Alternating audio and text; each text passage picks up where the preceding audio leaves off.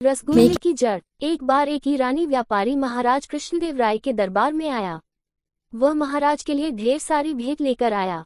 महाराज खुश हो गए। उन्होंने भी अपनी तरफ से मेहमान नवाजी में कोई कसर नहीं छोड़ी।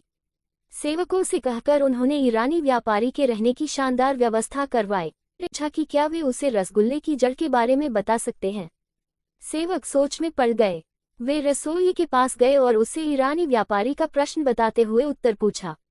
रसोई को तो बस रसगुल्ला बनाना आता है, उसकी जड़ के बारे में उसे कोई जानकारी नहीं थी। वह उस प्रश्न का उत्तर नहीं दे पाया।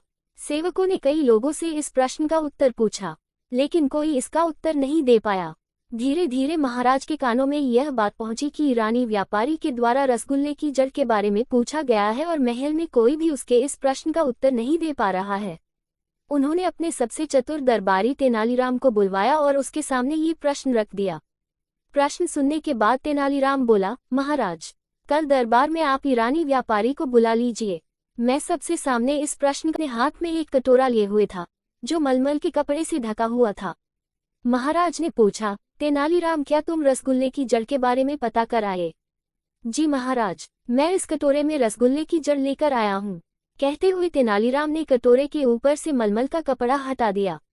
कटोरे में गन्ने के कुछ टुकड़े पड़े हुए थे, जिसे देख महाराज सहित सारे दरबारी चकित रह गए।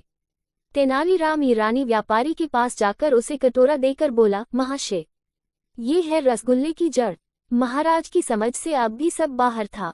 उन्होंने तेनालीराम से पूछा, तेनालीराम, ये सब क्या है? तेनालीराम बोला, महाराज, मिठाई शक्कर की बनती है। शक्कर को बनाया जाता है गन्ने से। इस तरह हुआ न गन्ना रसगुल्ले की जड़। यह उत्तर सुनकर महाराज ने हंसते हुए ईरानी व्यापारी की ओर देखा।